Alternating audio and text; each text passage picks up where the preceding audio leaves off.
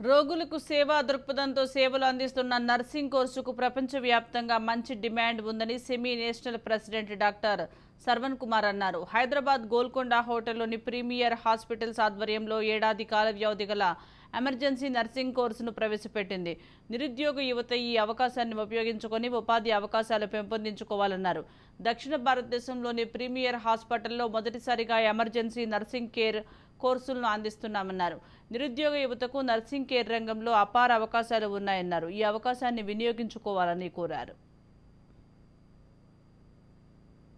ఈ emergency medicine అనేది మనకు అందరికీ తెలిసినదే. మనకి 24/7 అని ఎమర్జెన్సీ అనేసేదే కాదు, కానీ పేషెంట్స్ వచ్చినప్పుడు వాళ్ళకి చూసి వాళ్ళకి మనం ఇచ్చే ట్రీట్మెంట్ వల్ల సమాధానంగా ఉండి మార్టాలిటీ మార్బిడిటీ అంటామండి, అది తక్కువ కావాలి. ఎందుకంటే అది తక్కువ అవుతుందా మనము వాళ్ళ పేషెంట్ ని బాగా చూసుకొని వాళ్ళ ఇంటికే కాదు మొత్తం సమాజానికి వాళ్ళకి బాగా అవుతుంది. యాక్సిడెంట్ పేషెంట్స్ చూస్తే 16 నుండి 35 ఏళ్ల వరకునే ఉంటది చాలా మందికి. ఆ మనిషిని మనం బతికిస్తే ఆయన bread winner of the family. So ఆయన్ని బతికించామంటే వాళ్ళ ఫ్యామిలీని తర్వాత సొసైటీని కూడా బతికించినట్టే. ఆ విధానముగా సొసైటీ వచ్చి మన 6 పిల్లర్స్ అంటామండి. అదేమంటే non communicable diseases like diabetes కానీ, హైపర్ టెన్షన్ కానీ, స్ట్రోక్, మైకార్డియల్ ఇన్ఫాక్షన్, తర్వాత పాయిజనింగ్, యాక్సిడెంట్స్, ఇవన్నీ మేజర్ కాసెస్ ఆఫ్ డెత్ ఇవాళ. సో ఈ మేజర్ కాసెస్ ని మనము ఎట్లా మనం మార్బిడిటీ మార్టాలిటీ అంటే ఎమర్జెన్సీ ఫిజిషియన్స్ వల్ల. బికాస్ 24/7 వాళ్ళు హాస్పిటల్ కి వచ్చినప్పుడు ఫస్ట్ విజిట్ చేసేదే మనతో ఎమర్జెన్సీ డిపార్ట్మెంట్. అలా ఉండేటప్పుడు డాక్టర్స్ మాత్రమే కాకుండా మాకు బ్యాక్ బోన్ అయ్యే